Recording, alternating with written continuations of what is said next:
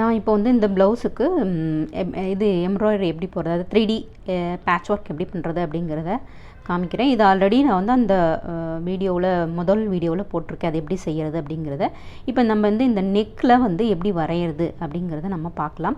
இந்த நெக்கில் பாருங்கள் 1/4 இன்ச் விட்டுட்டு அப்படியே கண்டினியூஸாக நம்ம வரைய வேண்டியது தான். 1/4 இன்ச் நீங்கள் வேணுன்னா மெஷர் பண்ணுறதுனா டேப் வச்சு மெஷர் பண்ணிக்கோங்க.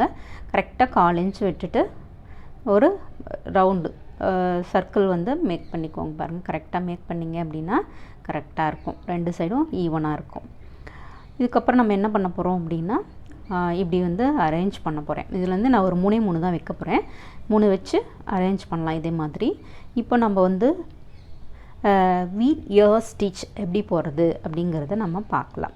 வீட் இயர் ஸ்டிச் வந்து ஃபஸ்ட்டு வந்து இந்த மிடில் ஒரு லைன் போட்டிருக்கோம் இல்லையா, அந்த வந்து மிடிலாக வச்சுட்டு இந்த சைடு வந்து கார்னரில் எடுத்துட்டு ஒரு வி ஷேப் வந்து மேக் பண்ணணும். பாருங்கள், இப்போ என்ன பண்ணுறோம் அப்படின்னா இந்த இடத்துல குத்திருக்கேன் இல்லையா, இப்போ வந்து மிடில் வந்து ஒரு கிராஸாக அப்படி எடுத்துகிட்டு அந்த பக்கம் இதோட ஸ்ட்ரைட்டுக்கு எடுத்துக்கோங்க. எடுத்துட்டிங்க அப்படின்னா பாருங்கள், இந்த இடத்துல ஒரு ஸ்டிச் வந்து ஃபார்ம் ஆகும். பாருங்கள், அழகாக ஃபார்ம் ஆகிடுச்சு. அது பக்கத்தில் வந்து அதே பக்கத்தில் குத்தி கிராஸாக, அதாவது கிராஸாக இல்லை ஸ்ட்ரைட்டாக ஒரு கொஞ்சம் அளவு இந்த அளவு எடுத்துகிட்டு நீங்கள் இழுத்தீங்க அப்படின்னா ஒரு வி ஷேப் நமக்கு கிடைக்கும். அந்த வி ஷேப்பில் நம்ம வந்து நீடில் விட்டு வெளியே இழுத்தோம் அப்படின்னா ஒரு ஸ்டிச் ஃபார்ம் ஆகும். அந்த பாருங்கள், இந்த பக்கம் வந்து குத்தும் போது ஒரு செயின் வந்து ஃபார்ம் ஆகிடும்.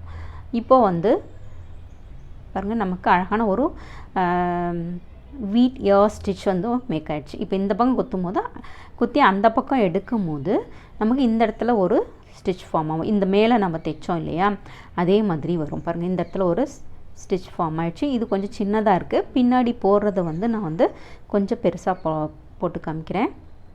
பாருங்கள், இப்படி வச்சுக்கோங்க. இப்படி வச்சுட்டு பாருங்கள், இப்படி குத்திக்கோங்க. இப்படி குத்தி இப்படி எடுக்கும் போது நமக்கு ஒரு ஸ்டிச் ஃபார்ம் ஆகிடும். பாருங்கள், ஃபார்ம் ஆகிடுச்சு. இப்போ அந்த 3 ஸ்டிச்சுக்குள்ளேயும் விட்டு எடுக்கணும். அதாவது துணியில் வந்து தைக்கக்கூடாது, ப்ளவுஸில் இதில் தைக்கணும். பாருங்கள், இப்போ ஒரு செயின் ஃபார்ம் ஆகிடுச்சு. இந்த பக்கம் இப்போ எடுத்திங்கன்னா அந்த பக்கம் ஒரு ஸ்டிச்சு ஃபார்ம் ஆகும். இப்போ இந்த பக்கம் வந்து இந்த கோடு மேலே ஒரு ஸ்டிச்சு, இப்படியே மாற்றி போடும்போது நமக்கு வீட் இயர் ஸ்டிச் வந்து ஃபார்ம் ஆகிட்டே வரும்.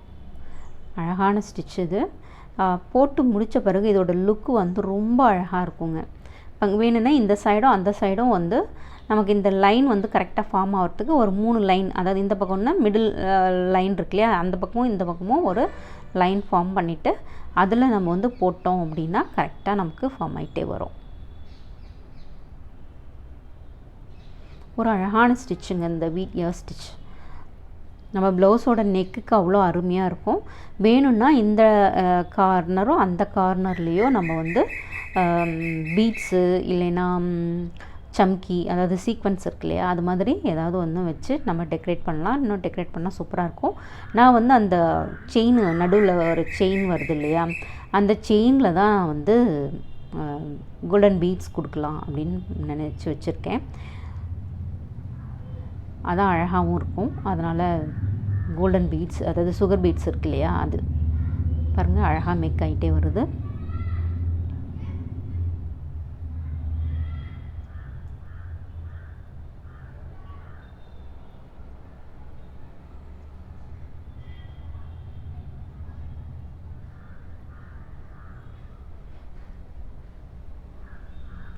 இப்போது ஃபுல்லாக போட்டு முடிச்சாச்சு. இது போட்டு முடித்த பிறகு நான் இந்த இடத்துல வந்து கோல்டன் பீட்ஸ் வந்து 2 வச்சுட்டேன் ஆல்ரெடி. அதுக்கப்புறம் இதை நம்ம வந்து எப்படி தைக்கிறது அப்படின்னா, ஒரு பீடு எடுத்து கோத்துக்கோங்க. கோத்துட்டு அதுக்குள்ளேயே பாருங்கள், அதுக்குள்ளே விட்டு நெக்ஸ்ட்டு ஸ்டிச்சுக்குள்ளார நம்ம இழுத்தோம் அப்படின்னா நமக்கு அந்த இடத்துல வந்து ஒரு பீடு வந்து வச்ச மாதிரி அழகாக வந்து வந்துடும். அப்படியே நம்ம பண்ணிகிட்டே இருக்கலாம், தைச்சிட்டே இருக்கலாம். கண்டினியூஸாக தைக்கும் போது ரொம்ப அழகாக இருக்கும். பாருங்கள், இந்த இடத்துல ஒரு க்ரீன் கலர் கொடுத்து பார்த்தேன், க்ரீன் கலர் நல்லா இல்லை, அதனால தான் இந்த கோல்டன் கலர் ஒரே ஒரு பீடுங்கிறதுனால நான் அதை எடுக்கலை, அப்படியே விட்டுட்டேன். இதை வந்து நம்ம கண்டினியூவாக தைக்கும் போது ரொம்ப அழகாக இருக்குங்க. உங்களுக்கு வேணால் ஒவ்வொரு இதுலேயும் 2 பீடு கூட நம்ம வச்சுக்கலாம், அது நம்ம இஷ்டம்தான். அது ஏன்னா அந்த செயின் வந்து நல்ல பெருசாகவே நமக்கு இருக்கும். அதனால் 2 வேணாலும் வச்சுக்கலாம், இல்லை 1 வேணாலும் வச்சுக்கலாம். நான் ஒன்று தான் வச்சுருக்கேன்.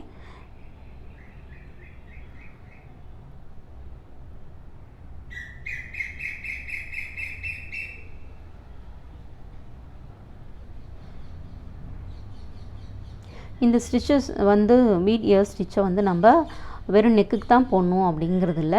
இந்த காம்பு போடுறோம் இல்லையா, ஸ்டெம், அந்த மாதிரியான ஒரு இடத்துக்கு கூட நம்ம யூஸ் பண்ணிக்கலாம்.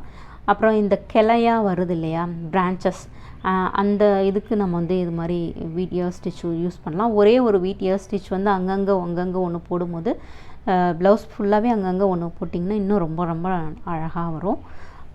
நம்மளோட க்ரியேட்டிவிட்டி தான், நம்ம என்ன நினைக்கிறோமோ அதை தாராளமாக பண்ணலாம். ஒன்றே ஒன்று திங்க் பண்ணி பாருங்கள். இந்த ஒன்று மட்டும் போடும்போது ரொம்ப அழகாக இருக்கும். பாருங்கள், இந்த இடத்துல ஒன்று கை விட்டுட்டு, இது வந்து இன்னும் இந்த டெக்னிக் வந்து கொஞ்சம் ஈஸியாக இருக்கும். பாருங்கள், இப்படி தள்ளிட்டு டக்குன்னு உள்ளே விட்டு எடுத்துடலாம். ஒன்று எடுத்து கோத்துட்டு இருந்தோம் அப்படின்னா டைம் ஆகிடும். நான் அந்த பக்கம் வச்சுட்டு அப்படியே டக்குன்னு எடுத்து போட்டுட்ருக்கேன். இது போட வந்து எனக்கு வந்து ஒரு இந்த ஸ்டிச் போட்டு முடிக்க வந்து ஒரு 15 மினிட்ஸ் தான் ஆச்சு. அதாவது 15 நிமிஷம் தான் ஆச்சு. 15 நிமிஷங்கிறதே கொஞ்சம் ஜாஸ்தி தான். எனக்கு கொஞ்சம் அப்படி இப்படி கொஞ்சம் டிஸ்டர்பன்ஸ் இருந்ததுனால எந்திரிச்சு போட்டதில் எனக்கு ஒரு 15 மினிட்ஸ் ஆச்சு. ஒரு 10 மினிட்ஸில் போட்டுடலாம். ரொம்ப அழகாக இருக்கும். நெக் ஃபுல்லாகவே கவர் ஆன மாதிரி இருக்கும். உங்களுக்கு வேணும் அப்படின்னா நீங்கள் இந்த சைடில் இருக்கிற கேப்பில் கூட வேறு ஏதாவது ஸ்டிச் கூட பண்ணிக்கலாம். எனக்கு வந்து இது போதும் அப்படின்னு தோணுச்சு, அதனால் நான் நிறுத்திட்டேன். பாருங்கள், இதுவே பாருங்கள் ரொம்ப அழகாக இருக்குது தைச்சி முடித்த பிறகு. பார்த்திங்களா? இதுக்கப்புறமேட்டு நம்ம என்ன பண்ண போகிறோம் அப்படின்னா, இந்த இடத்துல வந்து ஹெவி செயின் ஸ்டிச் போட போகிறோம்.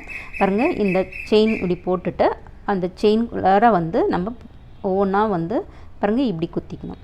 இப்படி குத்திட்டு இப்படி இழுத்திங்க அப்படின்னா அந்தாண்ட ஒரு செயின் ஃபார்ம் ஆகும். அப்புறம் நெக்ஸ்ட் அந்தாண்ட சைடு இருக்கு இல்லையா, அதில் வந்து நம்ம விட்டு எடுக்கணும். இதே மாதிரி நம்ம கண்டினியூஸாக போடும்போது நல்லா ஒரு ஹெவியாக ஒரு செயின் ஸ்டிச் வந்து ஃபார்ம் ஆகிட்டே இருக்கும்.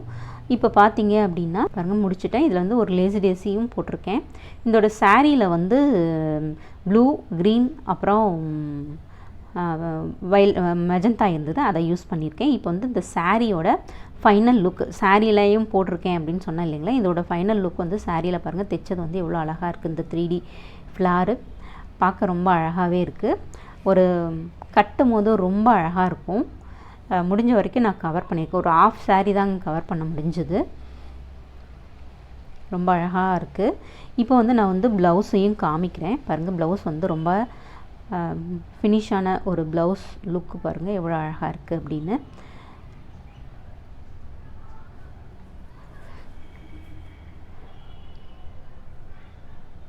பார்டரில் என்ன கலர் இருக்கோ அந்த கலர் வந்து நான் யூஸ் பண்ணியிருக்கேன். க்ரீன் கலர் இருக்குது அந்த இடத்துல, அதனால் அந்த க்ரீனு, அப்புறம் ப்ளூ ஆல்ரெடி சொன்னேன் இல்லைங்களா, ப்ளூ முந்தானியில் வந்து ப்ளூவும் மெஜந்தாவும் இருக்குது. இந்த க்ரீன் வந்து பார்டரில் இருக்குது. இந்த 3ஐயும் யூஸ் பண்ணி வச்சுருக்கேன். இந்த வீடியோ பிடிச்சிருந்ததுன்னா ஷேர் பண்ணுங்கள், லைக் பண்ணுங்கள், மறக்காமல் சப்ஸ்கிரைப் பண்ணிவிடுங்க.